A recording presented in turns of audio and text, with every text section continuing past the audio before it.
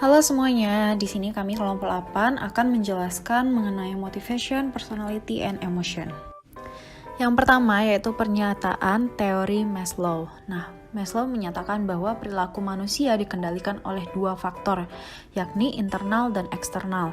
Selain itu, teori Maslow juga menyatakan bahwa manusia memiliki kemampuan yang unik untuk membuat pilihan dan melaksanakan pilihan mereka sendiri.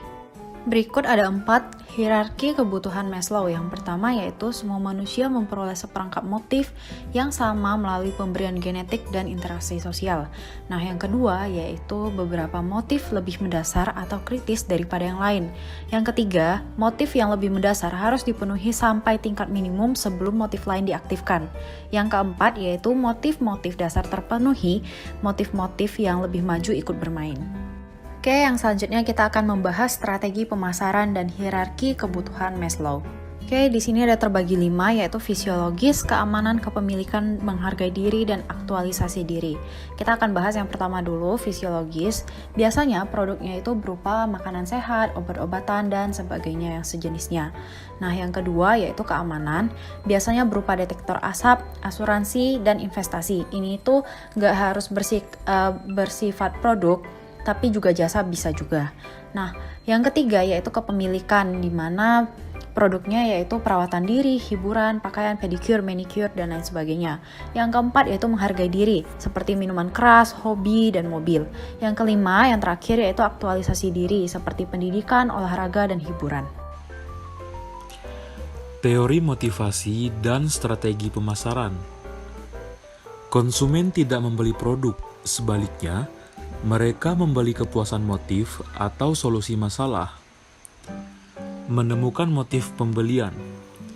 Misalkan seorang peneliti pemasaran bertanya kepada seorang konsumen mengapa dia memakai pakaian J.Crew atau memiliki sepeda gunung atau menggunakan Kalogny atau apapun, kemungkinan besar konsumen akan menawarkan beberapa alasan seperti mereka bergaya, teman saya memakainya, saya suka dengan cara yang cocok, atau mereka terlihat bagus untuk saya. Namun, mungkin ada alasan lain yang enggan diakui atau bahkan mungkin tidak disadari oleh konsumen. Mereka menunjukkan bahwa saya punya uang. Mereka membuat saya menarik secara seksual, atau mereka menunjukkan bahwa saya trendy dan sopan. Semua atau kombinasi dari motif di atas dapat mempengaruhi pembelian pakaian atau banyak barang lainnya. Kelompok motif pertama yang disebutkan di atas diketahui konsumen dan diakui peneliti. Motif yang diketahui dan diakui secara bebas disebut motif yang nyata. Kelompok motif kedua yang dijelaskan di atas entah tidak diketahui oleh konsumen atau sedemikian rupa sehingga dia enggan untuk mengakuinya. Motif tersebut adalah motif laten. Selanjutnya, ini merupakan gambar motif laten dan manifest dalam situasi pembelian. Keterkaitan antara perilaku dan motif yang diketahui dan diakui secara bebas. Keterkaitan antara perilaku dan motif yang tidak diketahui atau sedemikian rupa sehingga konsumen enggan untuk mengakui atau mengungkapkannya. Strategi pemasaran berdasarkan berbagai motif. Setelah seseorang manajer mengisolasi kombinasi motif yang mempengaruhi pasar sasaran, tugas berikutnya adalah merancang strategi pemasaran di sekitar rangkaian motif yang sesuai. Ini melibatkan segalanya, mulai dari desain produk hingga komunikasi pemasaran. Sifat dari keputusan ini paling jelas terlihat di bidang komunikasi. Kemudian, motivasi dan keterlibatan konsumen. Keterlibatan adalah keadaan motivasi yang disebabkan oleh persepsi konsumen bahwa semua produk, merek, atau iklan relevan atau menarik. Kebutuhan memainkan peran yang kuat dalam menentukan apa yang relevan atau menarik bagi konsumen. Keterlibatan penting bagi pemasar karena mempengaruhi banyak perilaku konsumen. Misalnya, keterlibatan konsumen meningkatkan perhatian, pemrosesan analitis, pencarian informasi dan promosi dari mulut ke mulut. Keterlibatan juga penting bagi pemasar karena mempengaruhi strategi pemasaran. Misalnya, konsumen dengan keterlibatan tinggi cenderung menjadi pakar produk dan lebih terbujuk oleh iklan yang menyertakan informasi produk yang mendetail. Strategi pemasaran berdasarkan konflik motivasi. Yang pertama ada pendekatan-pendekatan konflik motivasi seorang konsumen yang harus memilih antara dua alternatif yang menarik menghadapi konflik pendekatan-pendekatan. Semakin sama daya tariknya, semakin besar konfliknya. Yang kedua, pendekatan menghindari konflik. Motivasi seorang konsumen menghadapi pilihan pembelian dengan konsekuensi positif dan negatif yang dihadapinya. Konflik pendekatan menghindar. Konsumen yang menginginkan coklat tetapi tidak ingin mengambil risiko kerusakan kulit dan risiko kesehatan yang terkait dengan paparan sinar matahari yang lama menghadapi situasi ini. Yang ketiga, penghindaran konflik motivasi. Penghindaran sebuah pilihan yang hanya melibatkan hasil yang tidak diinginkan menghasilkan konflik penghindaran-penghindaran. Ketika mesin cuci tua konsumen gagal, konflik ini dapat terjadi. Orang tersebut mungkin tidak ingin mengeluarkan uang untuk membeli mesin cuci baru, atau membayar untuk memperbaiki yang lama, atau tidak mau membeli mesin cuci. Kemudian, strategi pemasaran berdasarkan fokus peraturan. Motif yang berfokus pada promosi berkisar pada keinginan untuk tumbuh dan berkembang, dan terkait dengan harapan dan aspirasi konsumen.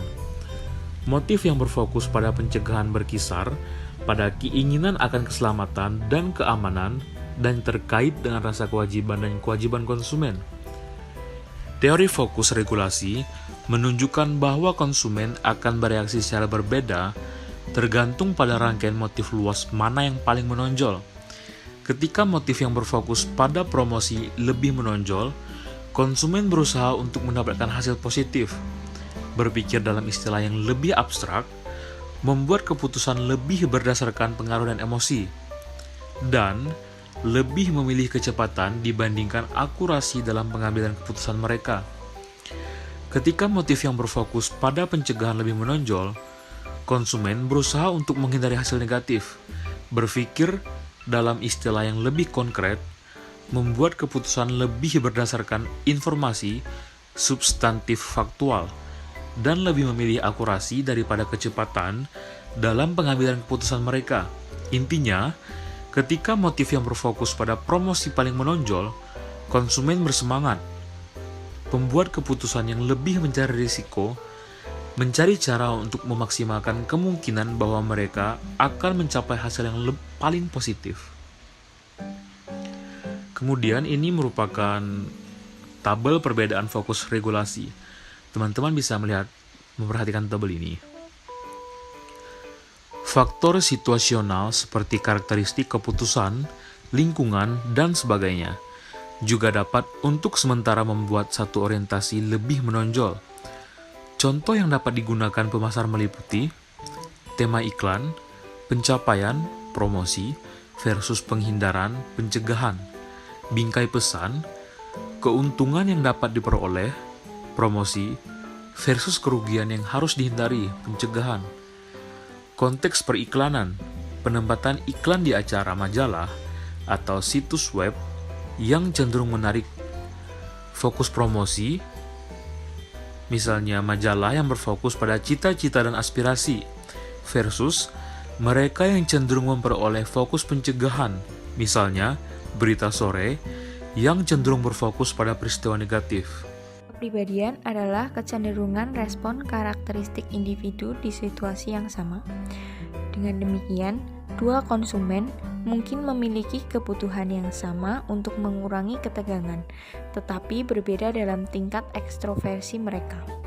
Dan sebagai akibatnya, mereka terlibat dalam perilaku yang sangat berbeda yang dirancang untuk memenuhi kebutuhan itu.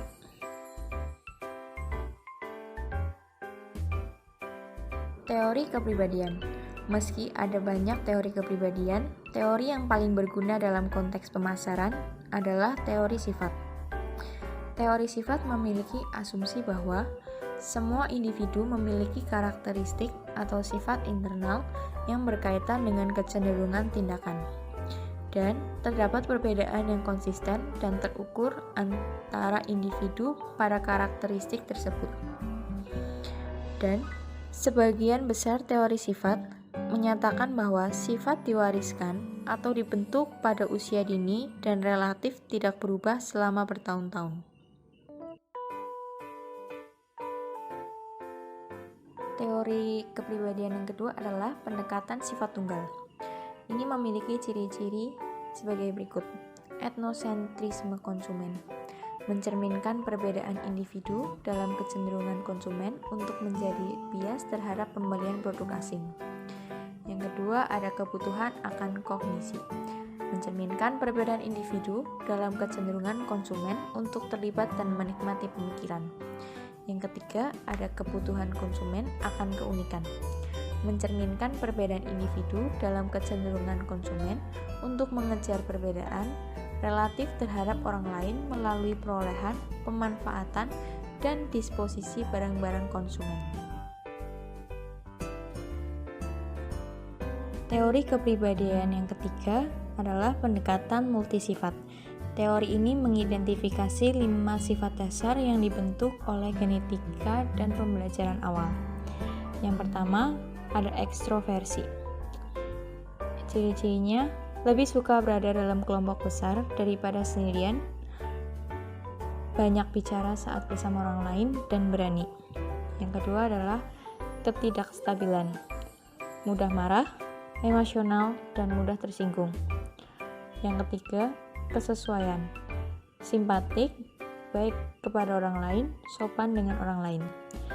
Yang keempat, keterbukaan terhadap pengalaman, imajinatif, menghargai seni, menemukan solusi baru.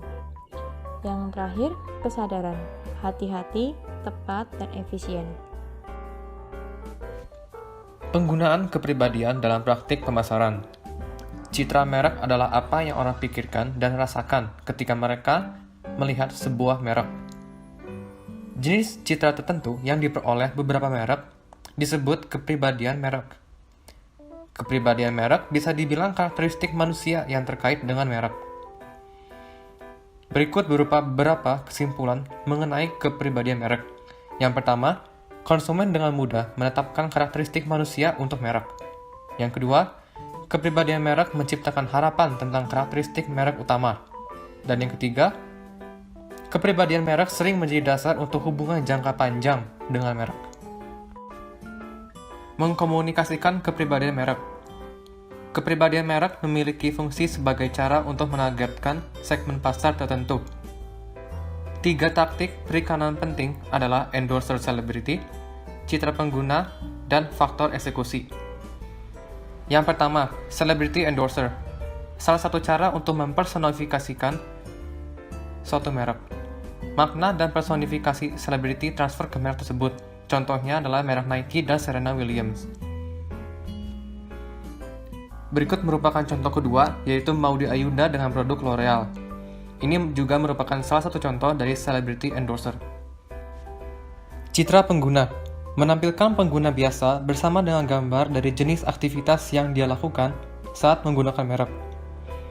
Citra pengguna membantu menentukan siapa pengguna biasa dalam hal sifat, aktivitas, dan emosinya. Ini merupakan salah satu contoh dari citra pengguna, yaitu merek Mountain Dew. Menampilkan pengguna muda dan aktif yang terlibat dalam aktivitas yang menyenangkan dan mengasihkan. Faktor eksekusi. Memasukkan bagaimana pesan inti tersebut dikomunikasikan. Berikut adalah cara-cara mengkomunikasikan kepribadian merek.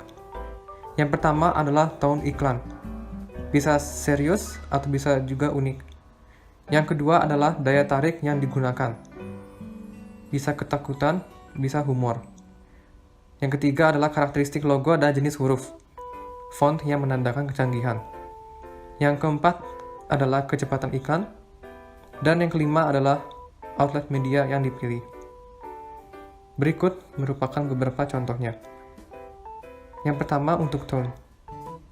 Listerine di Kanada menginginkan tone yang ringan dan kuat. Jadi mereka memanfaatkan tema superhero dari film. Yang kedua, media. Kers memasang iklan di majalah mode seperti Glamour dan Cosmo agar terlihat memiliki kependirian yang keren dan mengikuti tren.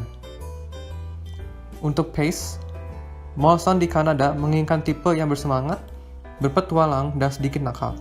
Sehingga Molson membuat iklan TV yang isinya yaitu lagu Latin dengan beat yang meriah, fast moving scene, dan adanya adegan yang bermuatan seksual.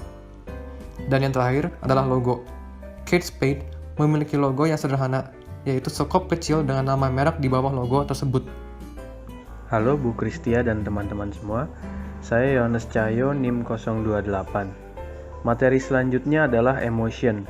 Dalam materi ini kita akan mempelajari bagaimana emosi mempengaruhi dalam perkembangan atau mengembangkan strategi pemasaran. Emosi atau emotion, perasaan yang relatif tidak terkendali yang mempengaruhi perilaku. Emosi sangat terkait dengan kebutuhan, motivasi, dan kepribadian. Unmet need atau kebutuhan yang tidak terpenuhi menimbulkan motivasi yang berhubungan dengan komponen arousal emosi. Kebutuhan yang tidak terpenuhi ini umumnya menghasilkan emosi negatif, sedangkan kebutuhan yang terpenuhi umumnya akan menghasilkan emosi yang positif. Akibatnya, produk dan merek yang menghasilkan emosi konsumen positif meningkatkan kepuasan dan loyalitas konsumen.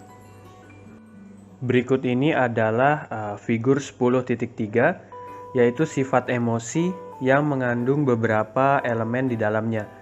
Yang pertama, emosi sering dipicu oleh peristiwa lingkungan. Misalnya melihat iklan, mengonsumsi produk yang memenuhi kebutuhan. Mereka dapat diperkasai oleh proses internal seperti citra. Seperti yang telah kita lihat, pengiklanan sering menggunakan citra untuk membangkitkan respon emosional tertentu. Yang kedua, emosi disertai dengan perubahan fisiologis, seperti pelebaran pupil mata, peningkatan keringat, pernapasan lebih cepat, peningkatan denyut jantung dan tekanan darah, dan peningkatan kadar gula darah. Elemen yang ketiga, emosi umumnya tidak harus disertai dengan pemikiran kognitif. Jenis pikiran dan kemampuan kita untuk berpikir secara rasional bervariasi dengan jenis dan tingkat emosi. Karakteristik elemen yang keempat adalah emosi telah dikaitkan perilaku. Sementara perilaku bervariasi antara individu dan dalam individu sepanjang waktu dan situasi. Ada perilaku yang unik secara karakteristik terkait dengan emosi yang berbeda. Ketakutan memicu respon melarikan diri atau menghindar. Kemarahan akan memicu serangan atau pendekatan. Kesedihan akan memicu tangisan dan juga sebagainya. Akhirnya, emosi melibatkan perasaan subjektif. Faktanya adalah komponen perasaan yang biasanya kita rujuk ketika kita memikirkan emosi, baik itu kesedihan, kegembiraan, kemarahan, dan ketakutan, terasa sangat berbeda. Perasaan yang ditentukan secara subjektif ini adalah inti dari emosi. Perasaan ini memiliki komponen spesifik yang kita sebut sebagai emosi, seperti sedih atau bahagia. Selain itu, emosi juga membawa komponen evaluatif atau sukanya atau tidak suka. Berikutnya, emosi dan strategi pemasaran. Emosi memainkan peran dalam berbagai situasi pemasaran yang berkaitan dengan produk, retail, penanganan konsumen, dan periklanan. Di bawah ini ada bagian-bagian. Yang pertama, bagian gairah emosi sebagai manfaat produk dan retail. Emosi ditandai dengan evaluasi positif atau negatif. Konsumen secara aktif mencari produk yang manfaat primer atau sekundernya adalah gairah emosi. Penelitian menunjukkan bahwa upaya pemasaran di pihak perusahaan mengarahkan pada hasil berikut ini. Yang pertama, meningkatkan rasa terima kasih konsumen. Yang kedua, meningkatkan kepercayaan konsumen pada perusahaan. Yang ketiga, pembelian pelanggan meningkat. Dan yang keempat, meningkatnya perilaku balas budi berbasis rasa syukur. Mari kita bahas satu demi satu. Yang pertama, perilaku timbal balik berbasis rasa berterima kasih. Ini mencakup membeli produk berdasarkan rasa terima kasih atas upaya pemasaran hubungan. Memberikan lebih banyak bisnis kepada perusahaan karena perasaan berutang kepada mereka, dan membeli serangkaian produk yang lebih luas dari perusahaan. Perusahaan sebagai pengembalian untuk upaya pemasaran hubungan sebelumnya dan dari mulut ke mulut yang positif. Syukur ternyata adalah emosi yang kuat. Hal ini menyebabkan konsumen ingin memberi penghargaan kepada perusahaan atas upaya pemasaran hubungan mereka dengan cara yang mengarah pada penjualan yang lebih besar dan promosi dari mulut ke mulut yang positif. Meskipun konsumen mencari emosi positif, sebagian besar waktu hal ini tidak selalu terjadi. Seperti kita menikmati film sedih, selain itu produk dapat membangkitkan emosi negatif seperti frustasi dan kemarahan yang kita rasakan ketika gadget berteknologi tinggi sulit digunakan. Bagian yang kedua ada pengurangan emosi sebagai manfaat produk dan retail. Hanya sedikit orang yang suka merasa sedih, tidak berdaya, terhina, ataupun jijik. Menanggapi hal ini, pemasar merancang atau memposisikan banyak produk untuk mencegah atau mengurangi timbulnya emosi yang tidak menyenangkan. Yang paling jelas contohnya seperti merek Scarlett Whitening, itu adalah produk perbaikan diri supaya kita merasakan manfaat, yaitu manfaat pengurangan rasa bersalah, tidak berdaya, insecure, ataupun jijik. Pada bagian ketiga yaitu penanganan konsumen dalam pertemuan produk dan layanan. Konsumen harus mengatasi emosi negatif yang mereka alami dalam berbagai situasi pemasaran. Mengatasi melibatkan pikiran dan perilaku konsumen sebagai reaksi terhadap situasi pemicu stres yang dirancang untuk mengurangi stres dan mencapai emosi positif yang lebih diinginkan. Penghindaran di sini adalah mekanisme umum. Misalnya, ketika keputusan melibatkan pertukaran yang membangkitkan emosi negatif yang kuat, misalnya harga versus keamanan, konsumen sering menunda pembelian untuk menghindari pengambilan keputusan. Dalam pengaturan retail, konsumen dalam suasana hati yang buruk berusaha untuk mengatasi dengan menghindari tenaga penjualan yang mereka anggap bahagia. Namun, jika mereka dipaksa untuk berurusan dengan penjual yang bahagia, itu membuat mereka merasa lebih buruk, yang akan mengurangi efektivitas tenaga penjual. Pada bagian yang selanjutnya ada emosi dalam periklanan. Emosi dapat memainkan berbagai peran dalam periklanan. Konten emosional dalam iklan meningkatkan perhatian, daya tarik, dan kemampuan pemeliharaan mereka. Pesan iklan yang memicu reaksi emosional, kegembiraan, kehangatan, dan ketegangan lebih cenderung diperhatikan daripada iklan yang lebih netral. Pesan dapat diproses lebih teliti daripada pesan netral. Lebih banyak usaha dan peningkatan aktivitas elaborasi dapat terjadi sebagai respon terhadap keadaan emosional. Sebagai konsekuensi dari perhatian dan pemrosesan yang lebih besar ini, iklan emosional mungkin diingat lebih baik daripada iklan netral. Iklan emosional yang memicu emosi yang dievaluasi secara positif akan meningkatkan kesukaan terhadap iklan itu sendiri. Misalnya, kehangatan adalah emosi bernilai positif yang dipicu oleh pengalaman langsung atau perwakilan dari hubungan cinta, keluarga, atau persahabatan. Iklan yang sangat hangat disukai lebih dari iklan yang bersifat netral. Menyukai iklan memiliki dampak positif pada menyukai produk dan niat untuk membelinya. Sekian presentasi dari kami kelompok 8. Kurang lebihnya kami ucapkan mohon maaf. Terima kasih.